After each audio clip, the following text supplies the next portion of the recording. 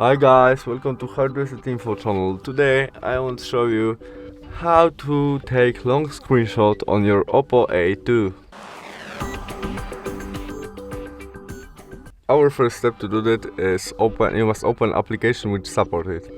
It can be Google Play Store, Google Chrome settings. Something won't have more information than you have on the one side of screen. And when we are on it, we press volume down and power case together in the same time as to make normal screenshot. After that we click scroll, and now we can scroll our screenshot manual, or we can press auto scroll.